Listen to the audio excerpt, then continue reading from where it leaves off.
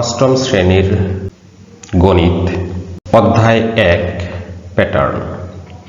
আজ আমরা প্যাটার্নের কিছু এমসিকিউ সমাধান করা শিখব।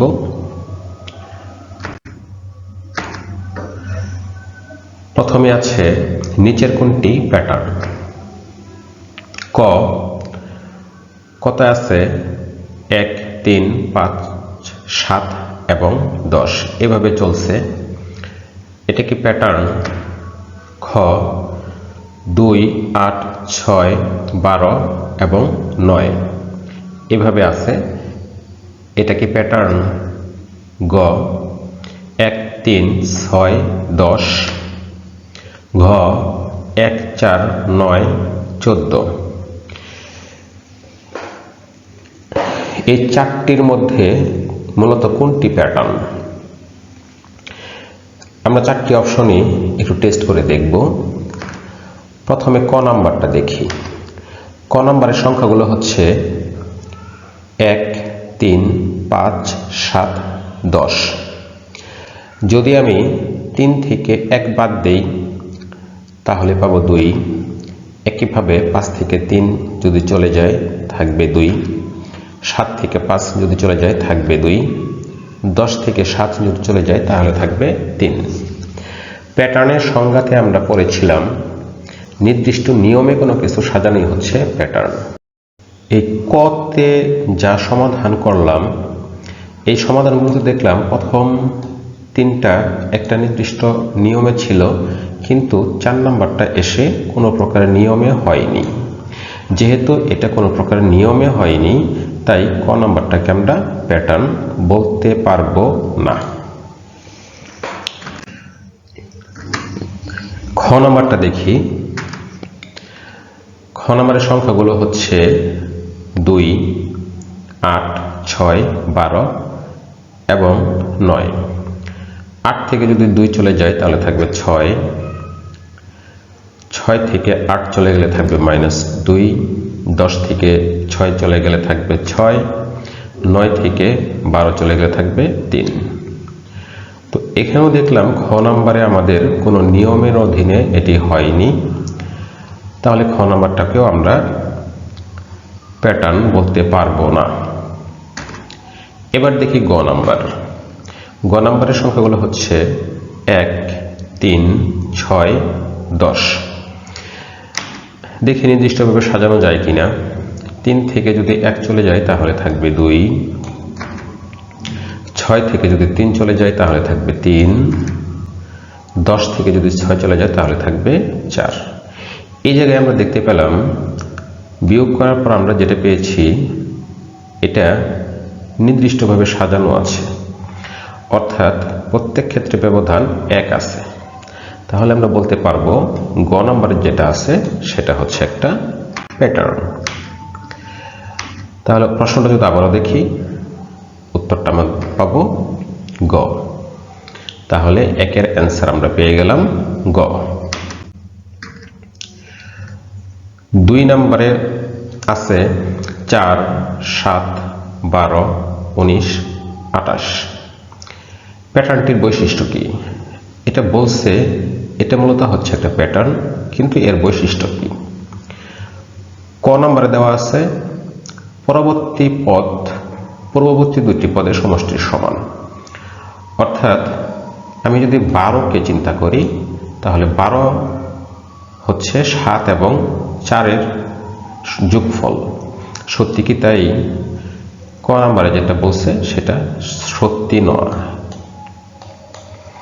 কারণ আগের 2টা যোগ করলে পরেরটা আমরা পাই না। খ নাম্বার পরপর 2টি পদের পার্থক্য পূর্বের পদের সমান। দেখি তো খ নাম্বারটা আমরা সমাধানটা করে দেখি কিভাবে আসে।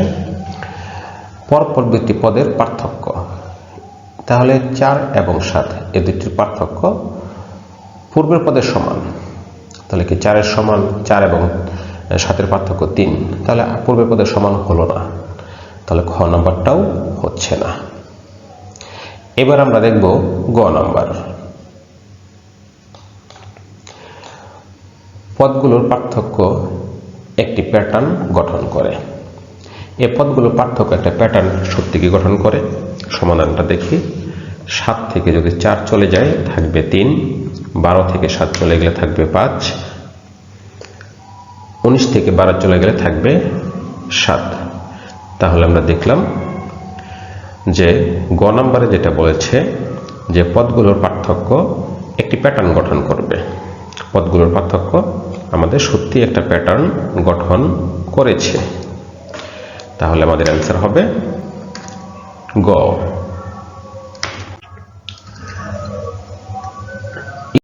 ইরাটোস্থিনিস ছাঁকনির সাহায্যে কোন সংখ্যা সহজে নির্ণয় করা যায়?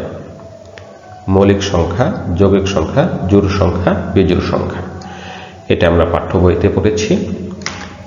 এটা অবশ্যই মৌলিক সংখ্যা। এর পরেরটা হচ্ছে সবচেয়ে ক্ষুদ্রতম মৌলিক সংখ্যা কোনটি? এর আগের ক্লাসে আমরা শিখেছিলাম সবচেয়ে ক্ষুদ্রতম মৌলিক সংখ্যা কোনটি হয়। একটু দেখি কি কি আছে। 2, 3, 1 এবং -1। তাহলে আমরা শিখেছি অবশ্যই এটা হচ্ছে ক নম্বর, অর্থাৎ 2। 20 এর মৌলিক গুণনীয়ক কোনগুলো? 1, 5, 10 এবং 20। উত্তরটা হচ্ছে 5। সমাধানটা একটু দেখি। 20 এর মৌলিক গুণনীয়কগুলো হচ্ছে 2, 2 এবং 5। এগুলো গুণ করলে আমরা 20 পাই। মৌলিক গুণনীয়কগুলোর মধ্যে 2 আছে, কিন্তু আমার উত্তরে কোনো 2 নাই। যদি 2 থাকতো তাহলে অবশ্যই উত্তরটা 2 হইত, কিন্তু যেহেতু 5 আছে এবং উত্তরে আমার 5 আছে, সেই জন্য আমি এটা দিব খ নাম্বার। তাহলে 20 এর মৌলিক গুণনীয়কটি হচ্ছে 5। 1 থেকে 25 পর্যন্ত মৌলিক সংখ্যা কতটি? 6, 7, 8 এবং 9। উত্তর হচ্ছে ঘ, 9টি। সমাধান একটু দেখি। 1 থেকে 25 পর্যন্ত মৌলিক সংখ্যাগুলি হচ্ছে 2, 3, 5, 7, 11, 13, 17, 19 এবং 23। গুণে পেলাম 9টি। তাহলে উত্তর হচ্ছে 9। 30 থেকে 75 এর মধ্যে মৌলিক সংখ্যা কয়টি? 9, 10, 11, 12। কয়টি হতে পারে? উত্তরে দেখাচ্ছে গ নাম্বার। সমাধানটা দেখি। 31 থেকে 40 এর মধ্যে মৌলিক সংখ্যা 2টি, 31 এবং 37। 41 থেকে 50 এর মধ্যে মৌলিক সংখ্যা 3টি, 41, 43 এবং 47। 61 থেকে 70 এর মধ্যে মৌলিক সংখ্যা 2টি, 61 এবং 67। 71 থেকে 75 এর মধ্যে মৌলিক সংখ্যা 2টি, 71 এবং 73। 51 থেকে 60 এর মধ্যে মৌলিক সংখ্যা 2টি, 53 এবং 59। সবগুলো যোগ করলে পাবো 11। তাহলে এটার অ্যান্সার হবে 11। 20 থেকে 70 পর্যন্ত মৌলিক সংখ্যা কয়টি? 20, 9, 10, 11 এবং 12। এটা উত্তর হচ্ছে গ নাম্বার, 11টি। আমরা সমাধানটা একটু দেখি।